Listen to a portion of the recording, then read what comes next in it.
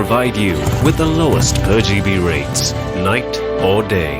SLT 4G, driving you ever forward.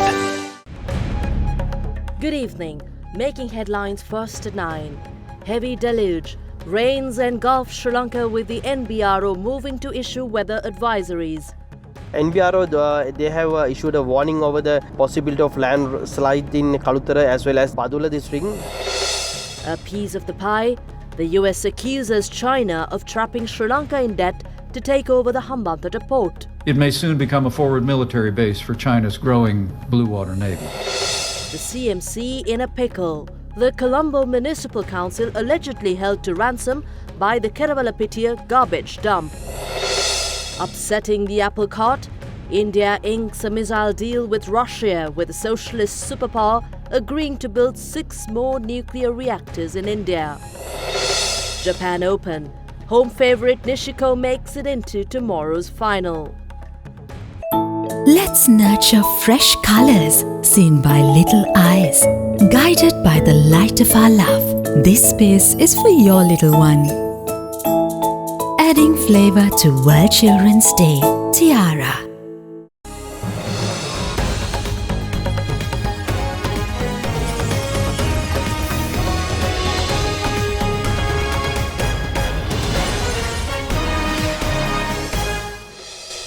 Bringing you news from across Sri Lanka and around the world on Other Derana 24/7, first at 9.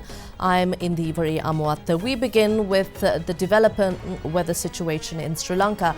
A low-pressure zone has developed over the Arabian Sea, which is likely to intensify into a cyclonic storm and move northwestward during the next 24 hours. Sri Lanka is currently experiencing its indirect effects, and this is the reason why there have been continuous showers and thunder showers over the past week. The Department of Meteorology issued a special advisory this afternoon over severe weather conditions, with forecasts of thunder shower today and tomorrow with heavy falls of about 150 millimeters.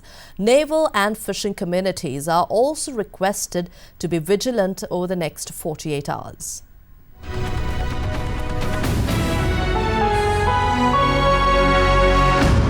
International forecast models predict a development of a tropical cyclone in the Arabian Sea that is expected to make landfall later this week. The system is expected to emerge from an area of active thunderstorms across southern India, where Kerala and Tamil Nadu states are already seeing torrential rain.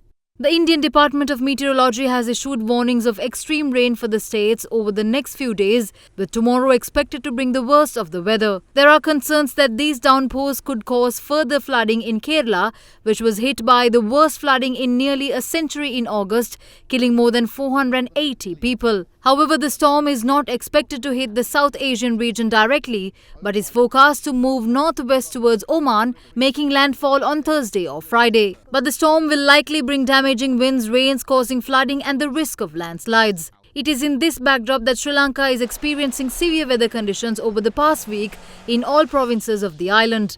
Several districts saw continuous showers during the day today as well, including many areas of Colombo, resulting in the submergence of roads.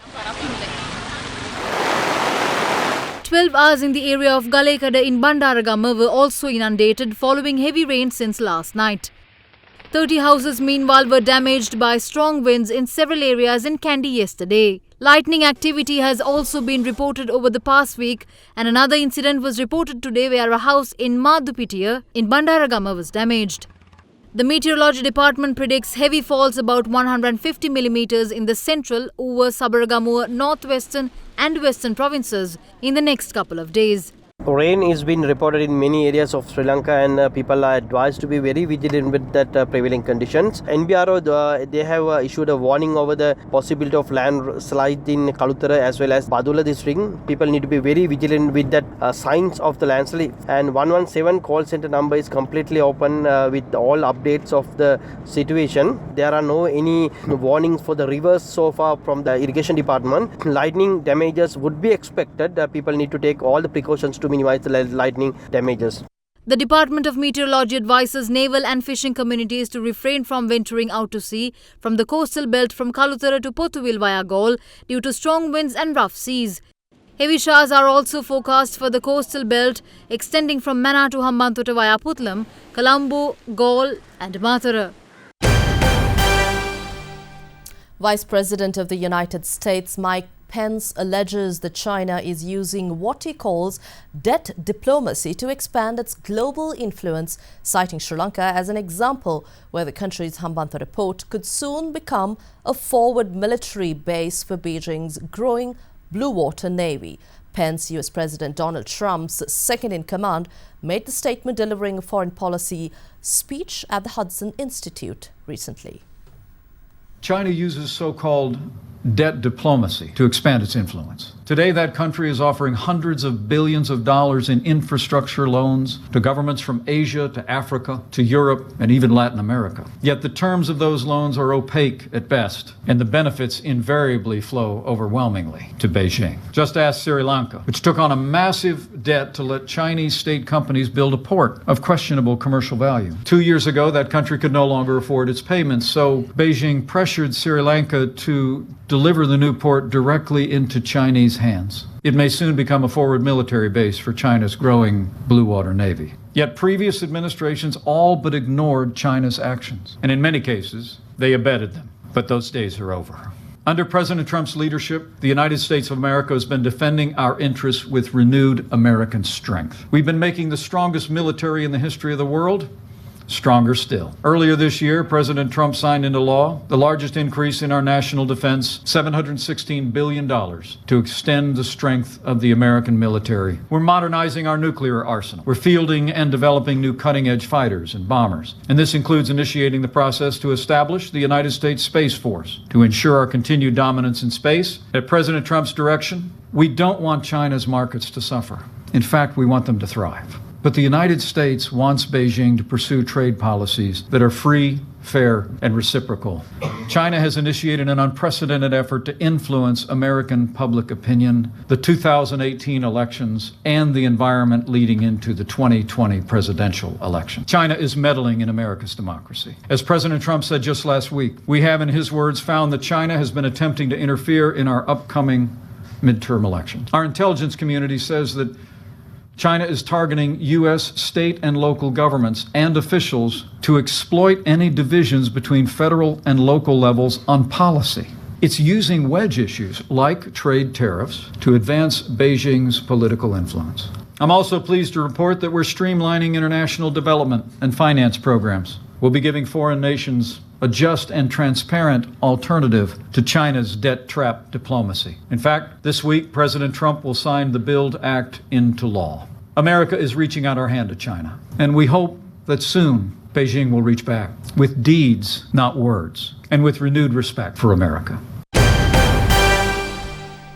President Maithripala Sirisena today called on all members of the Central Provincial Council to be ready for a fresh bout of elections after its official term comes to an end in another 2 days' time. Addressing an event held in Kandy, the President also called on parents of students to be more understanding of their children's educational abilities, irrespective of how children performed in the Grade 5 scholarship examination. The newly constructed building of the Kandy Model School was vested with the students under the patronage of President Maithripala Sirisena today.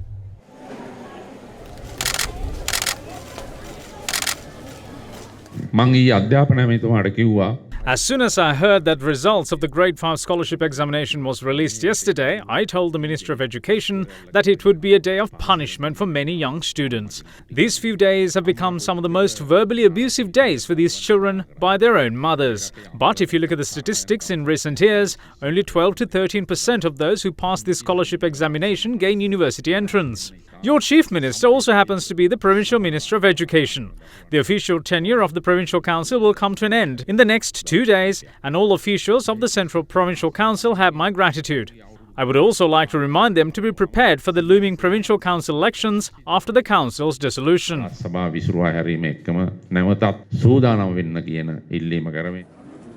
Meanwhile, the President also paid his final respects to the remains of Senior Working Committee member of the Malvatta chapter, Venerable Aludgama Dhammananda Thera, this morning.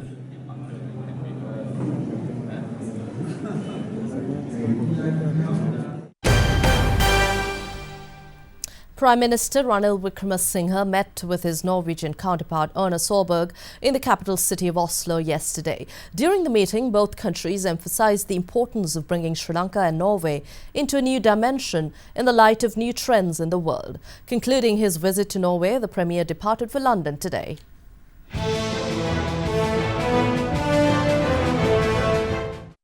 Prime Minister Ranil Wickremesinghe met with the Premier of Norway Erna Solberg in the capital city of Oslo yesterday. The two countries moved to release a joint statement in which it said that Norway and Sri Lanka are dedicated to support the 2030 Agenda for Sustainable Development and are committed to the implementation of the Sustainable Development Goals. It added both the countries encourage further scientific development, sharing best practices and achieving a common understanding of problems such as pollution, marine litter and microplastics, and calls on closer international cooperation in this regard. Norway and Sri Lanka both acknowledged their commitment to the Regional Cooperation Agreement on combating piracy and armed robbery against ships in Asia. Meanwhile, Norway has invited Sri Lanka to participate in the Our Ocean Conference to be held in Norway in October 2019. The joint statement went on to say private sector cooperation between the two countries and increased trade and investment are welcome. Norway also acknowledged that Sri Lanka is a gateway to almost 3 billion people in South Asia, East Asia and the Pacific and is located close to some of the busiest trading routes in the world, mentioning that Sri Lanka is well positioned to become a trading and maritime hub. Norway and Sri Lanka pledged to explore further cooperation in areas such as innovation and ocean technology, fisheries and aquaculture and sustainability of fish resources. Meanwhile, Premier Wickremesinghe met with the President of the Storting, the Supreme Legislature of Norway, Tone Wilhelmsen Torrein. She also explained to Sri Lankan delegation on the history and traditions of the Storting building. Wilhelmsen expressed gratitude to the government of Sri Lanka for introducing new legislature to ensure more women participation in Sri Lankan politics.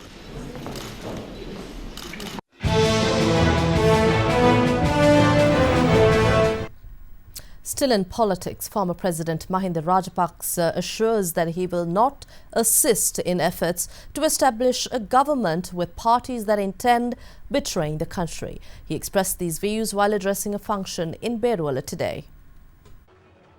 Former President Mahinda Rajapaksa joined a felicitation ceremony for teachers organised in Beruwala today. Today there is a controversy about a coalition government and some say a trustee government should be established. Whatever the government that will be established, we will not join attempts to divide the country.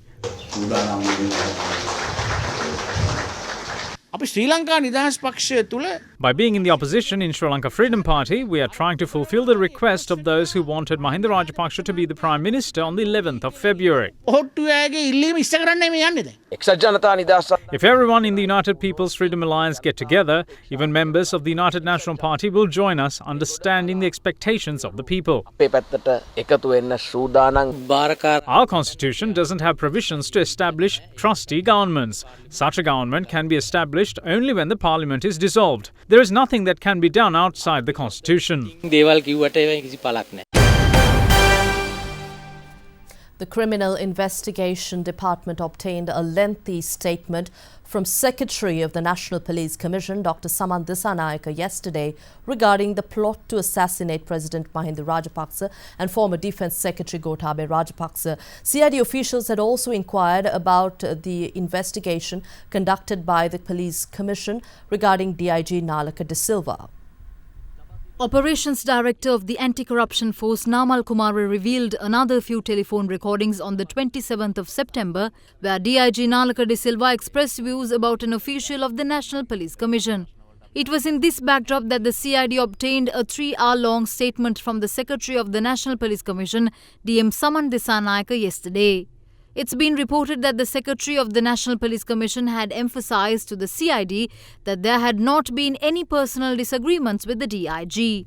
He had told the CID that the investigation on the DIG was launched following a complaint over his educational qualifications. Accordingly, the National Police Commission had requested information from the University Grants Commission on DIG De Silva's bachelor's degree obtained from a foreign university. This allegedly led to the DIG falling out with the Secretary of the NPC. Meanwhile, a protest was organised by provincial councillors of the Sabaragamu province representing the Sri Lanka Podujana Peramuna in Varakapura today. They demanded the arrest of all who are responsible for the assassination plot on the President and the former Defence Secretary. Protesters also handed over a communique to the police station in Varakapura. Mayoress of the Colombo Municipal Council, Rosie Senanayake, charges that the Kerawalapitiya garbage dump, which comes under the purview of the Land Reclamation and Development Corporation, has led the CMC or held the CMC to ransom. Addressing a media briefing today, the mayoress said that the garbage dump has stopped accepting waste brought from Colombo, demanding a considerable sum of money, which it calls arrears payments. She also cautions that the situation may lead to the spread of epidemics within the Colombo city limits. Garbage accumulated in Colombo and its suburbs are dumped at the Kerawalapitiya garbage dump, which comes under the Land Reclamation and Development Corporation. The corporation has rejected to accept garbage, citing arrears in payment. As a result, vehicles transporting garbage were seen halted at the sides of the entrance of the Kerawalapitiya garbage dump.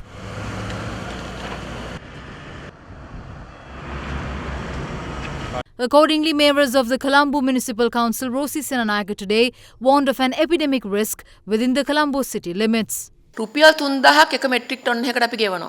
pay 3,000 rupees per metric ton. In addition to that, they are asking us to increase that to 5,000 rupees from May 2017 and to pay the arrears. They told that they would not allow us to dump garbage today if we fail to pay 207 million rupees. We will be unable to provide other services to the general public if we pay such an enormous amount of money. They did not allow our vehicles transporting garbage to dump. In the absence of the Prime Minister, I tried contacting the subject minister but couldn't get through. I tried calling the President but all my efforts proved futile. I forwarded a letter to the President in this regard. The subject minister later contacted and told me to ask my financial department to speak to the ministry and to solve the problem. I view this as holding the CMC to ransom. I'm not responsible if garbage piles up in Colombo. Due to the cleanliness of the city, dengue cases have gone down by 62%. Due to this latest situation, the general public is at the risk of epidemics in Colombo. Given the circumstances, I cannot take an arbitrary decision to pay 207 million rupees from the CMC. This isn't fair. I humbly request the President to intervene in this regard. True, as a woman who supported this government of good governance, I am distraught over the fact that I am unable to get through to relevant authorities, even via a phone call.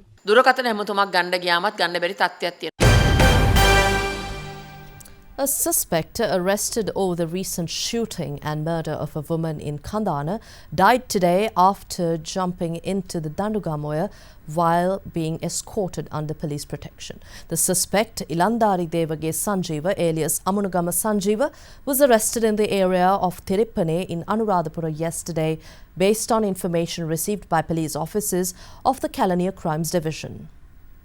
While the arrested suspect was being escorted under police protection, he has requested permission for sanitary needs and was allowed to do so near the Dandugam Oya. However, the suspect had proceeded to assault a police officer and had jumped into the waterway.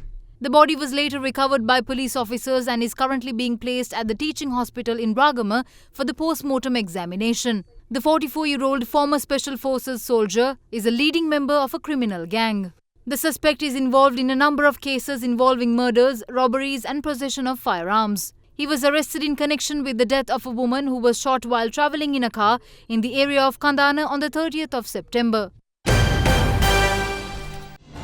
are watching Sri Lanka's award-winning news channel, Derana 24/7.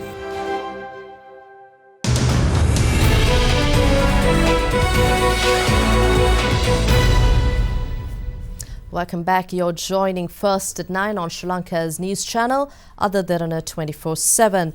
Minister of Tourism Development John Amarathunga laments that Sri Lanka's expenditure on tourism dwarfs the sums spent by other nations such as Cambodia. Addressing the Tourism Leaders Summit and International Tourism Research Conference in Colombo yesterday, the minister added that the government plans to open up the Palale airport, which it hopes will lead to the airport being serviced by some Indian airlines.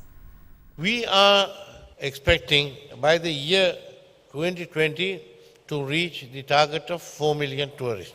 The ministry has just now embarked on a program of digital advertising. 4 destinations, one India, the other China, and the 5 destinations really, UK, France, and Germany. And recently we launched the package in order to fulfill the vacuum that will be created during the periods of August, September, and some parts of November, which is called the lean period. With that, there are over 1,000 bookings that have come in, where we are offering tourists low rate for air travel and for hotel bookings. We are opening up all the domestic airports. Palali is one that has been earmarked, and local companies have come forward with their airlines to fly to Palali. This should enable all tourists who arrive in our country to reach their destinations within 1 or 2 hours or even a shorter period. Once Palali is opened up, I think some of the Indian airlines also may touch down.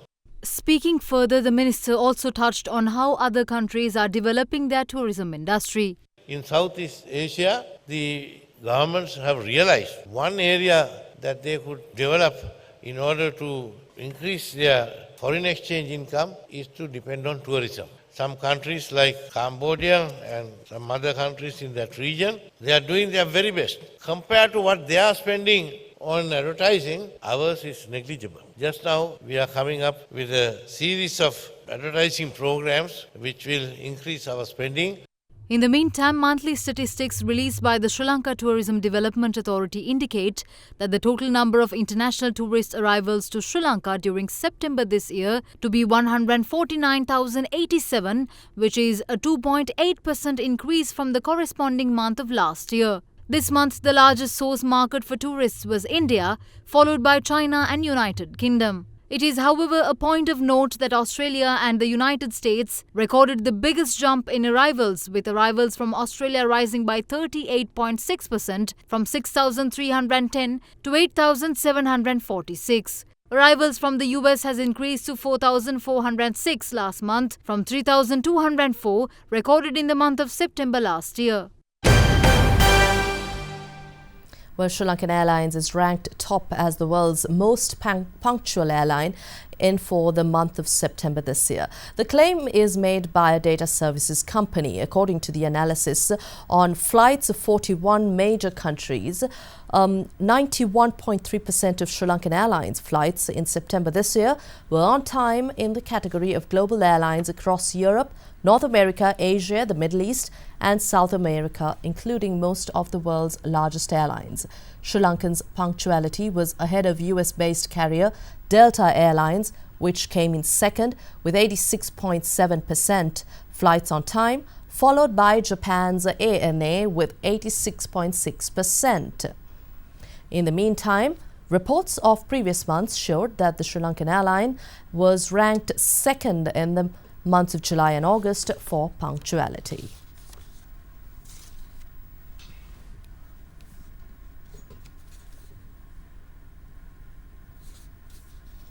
And in world business, India is set to purchase 9 million barrels of Iranian oil in November, indicating the world's third largest oil importer will continue purchasing crude from the Islamic Republic, despite US sanctions coming into force on the 4th of November. Reuters quoted one of the sources as saying that refiners have placed November nominations to lift about 9 million barrels of oil from Iran. India will buy a total of 9 million barrels of oil from Iran in November, citing an industry source suggesting that India will continue to purchase Iranian crude even after the US sanctions on Tehran return early next month. Reuters reported yesterday that Indian Oil Corporation will buy 6 million barrels of Iranian oil, and Mangalore Refinery and Petrochemicals will purchase another 3 million barrels next month. Last week, a Bloomberg report said that India wasn't planning to purchase any Iranian oil in November, suggesting that India may have bowed to US pressure to halt crude oil imports from Iran. India is Iran's second largest single oil customer after China and was expected to cut back on Iranian oil purchases, but unlikely to cut off completely the cheap Iranian oil that is suitable for its refineries. But the US continues to insist that it expects Iranian oil buyers to bring their purchases down to zero, with US Secretary of State Mike Pompeo saying the insistence was made continuously to the Indians.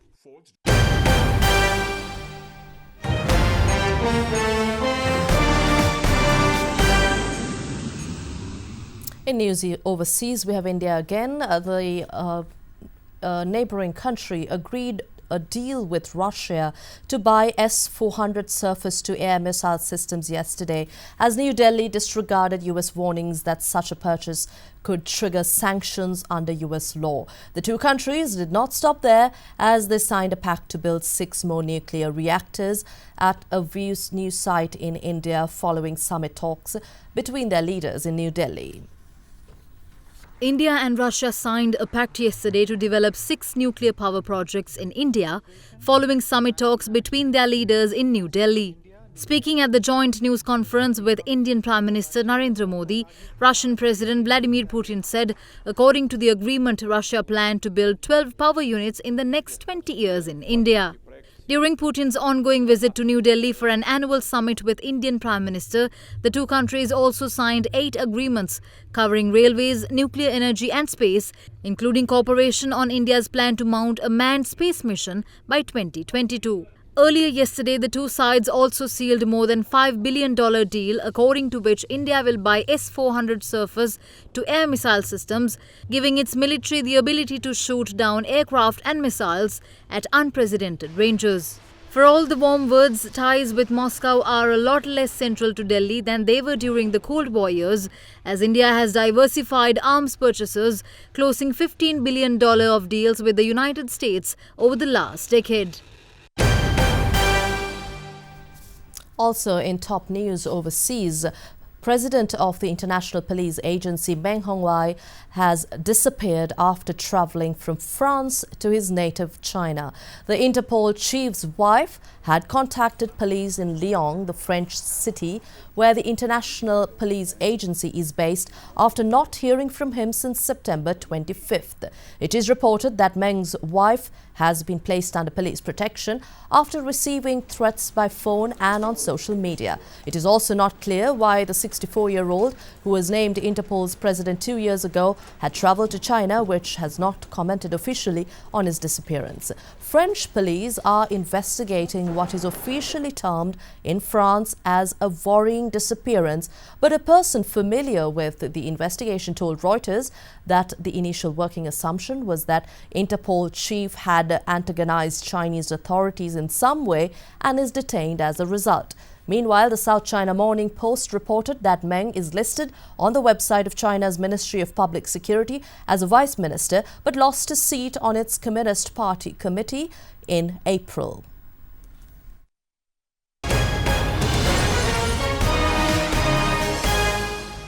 You are watching Sri Lanka's premier news channel, Other Derana 24/7.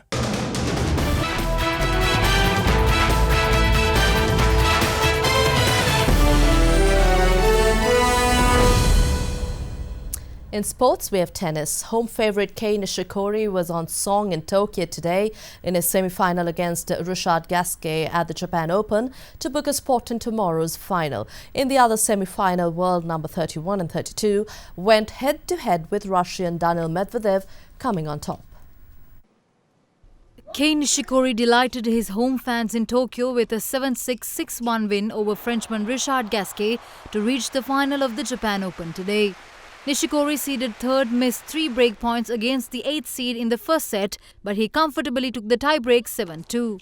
After that, the Japanese raced through the second set with 3 breaks of serve, winning in 91 minutes. Meanwhile, Daniil Medvedev of Russia also eased into the final today with a 6-3, 6-3 win over Canadian Denis Shapovalov. Medvedev is ranked 32 on the ATP rankings, just 1 below Shapovalov. But the Russian dominated the match with 2 breaks of serve in the first set and another in the second, wrapping up the match after just 65 minutes. Medvedev will face Japan's Kei Nishikori in tomorrow's final.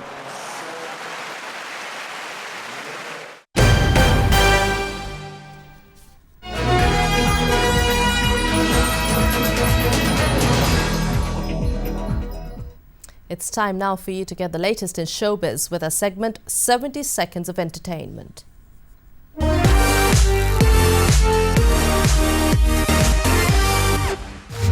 US actor Ben Affleck, famously known as Batman, has thanked his family after completing a stay in rehab for alcohol addiction. The Oscar winner wrote on Instagram that he had spent 40 days at a treatment center and was still in outpatient care. Affleck was driven to rehab by his ex-wife Jennifer Garner. Comedian Amy Schumer and model actress Emily Ratajkowski were among more than 300 people arrested last Thursday in protests over Supreme Court nominee Brett Kavanaugh. Hundreds of people turned up at the US Senate building in the nation's capital to challenge Kavanaugh's nomination after 3 women accused him of various forms of sexual misconduct. Venom has officially set a new Thursday night opening record at the October box office, heading for a robust $70 million plus opening weekend. The Nun surpassed expectations this past weekend and had the biggest opening at the box office of any of the Conjuring movies, despite being the worst reviewed film in the series. The Nun also slashed The Predator at the international box office as horror movie reigned supreme in international territories for the second weekend in a row. The movie has now picked up a global total of $228.7 million.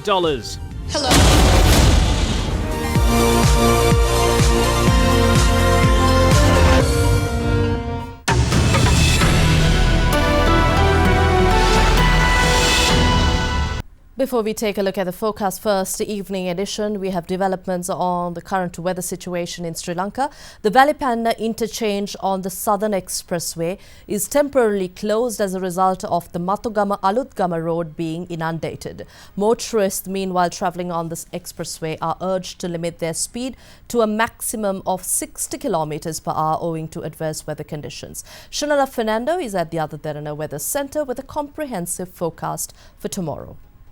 You are watching Sri Lanka's #1 news channel, Other Derana 24/7.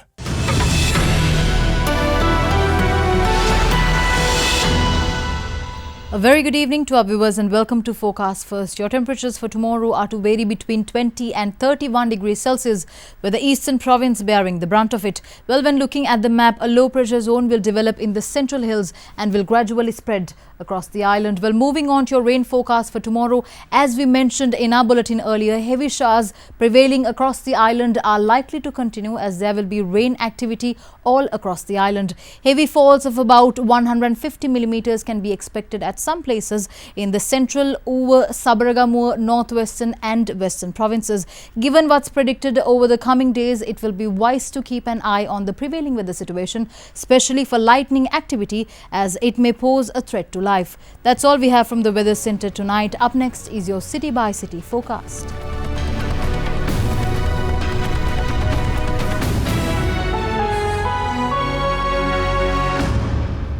That's it on First at 9. Join us again tomorrow at the same time. Good night.